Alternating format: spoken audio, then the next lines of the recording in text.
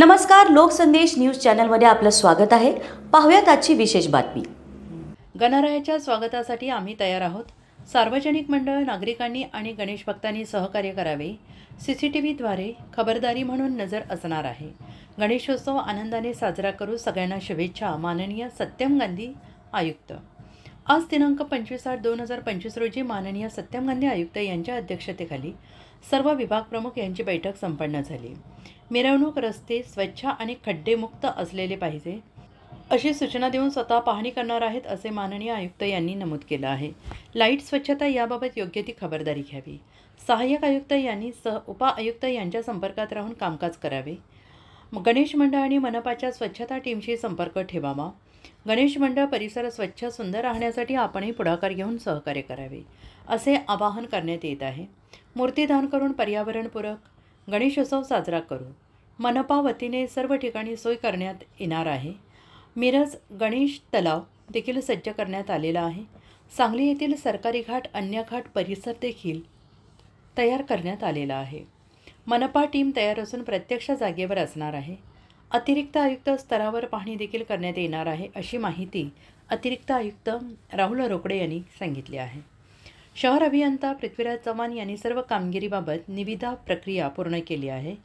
रीतसर कारवाई करून घेत आहे आणि उपआयुक्त स्मृती पाटील यांनी मिरज परिसरातील गणेश मंडळ यांच्याशी समन्वय साधून गणेश आगमन आणि विसर्जन तयारी पूर्ण करून घेत आहे असे नमूद केले आहे।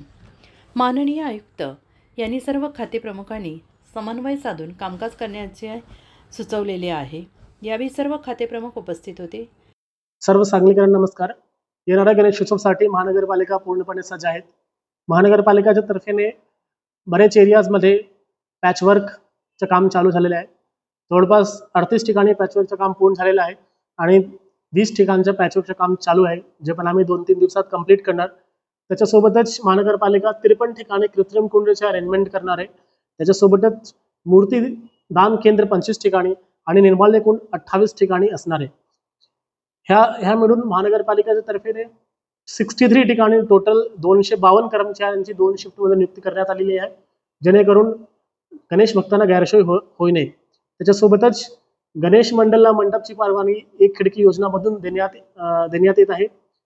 आपला महानगरपालिकेचा स्टाफ आणि पोलीस प्रशासन मिळून एकच वेळी गणेशोत्सवासाठी परवानगी वगैरे देत आहे। त्याच्यासोबतच महानगरपालिकेचे बागा विभागने जे काही वाहतुकीवर किंवा रोडवर अडथळा करणारे फांदे आहेत त्याला पण काढून टाकण्यात आलेलं आहे। जवळपास 36 रोडवर फांदे वगैरे क्लिअर करण्यात आलेले आहे। बाकी रोडवर पण फांदे वगैरेचं कापण्याचे काम वगैरे सुरू आहे। त्याच्यासोबतच विद्युत व्यवस्थामध्ये सर्व महत्त्वाचे ठिकाण सरकारी घाट, सांगली विष्णू घाट, मिरजमध्ये कृष्णा घाट किंवा गणेश तलाव हे सर्व ठिकाणी महानगरपालिकेतर्फे लाईटची अरेंजमेंट करण्यात आलेली आहे। त्याच्यासोबतच जवळपास 30 ते 35 CCTV कॅमेरा महानगरपालिका पुढच्या काही दिवसात बसवणार। त्याच्यासोबतच कमानी व पोस्टर्सच्या बाबतीत महानगरपालिका पोलीस NOC घेऊनच कमानी व पोस्टर्सची परवानगी देणार। आणि त्याच्यानंतर वैद्यकीय पथकच्या बाबतीत जवळपास एकूण 14 वैद्यकीय पथक महानगरपालिकामध्ये पूर्ण वेळी तैनात असणार आहे। त्याच्यासोबतच 5 ॲम्ब्युलन्स महानगरपालिकाने स्टँडबायवर ठेवलेला आहे। अग्निशमन व्यवस्थामध्ये सर्व महत्त्वाचे ठिकाण, सर्व घाटांवर आणि सर्व गर्दीच्या ठिकाणी आम्ही अग्निशमनची व्यवस्था करण्यात आलेली आहे। ह्याच्यासोबतच महानगरपालिकाचे सर्व अग्निशमन केंद्र 24 तास चालू असणार आहे, ह्याची पण आम्ही खात्री करतो आहे। महानगरपालिकेच्या तर्फेने सर्व तयारी झालेली आहे आणि काही तयारी होत आहे। सर्व गणेश भक्तांना मी निवेदन करू, महानगरपालिकाचे नियम पाळून जे काही आपल्याला करायचे आहे नियमात करा आणि महानगरपालिकेला सहयोग करा आणि गणेशोत्सव चांगल्या प्रकारे साजरा करा। धन्यवाद।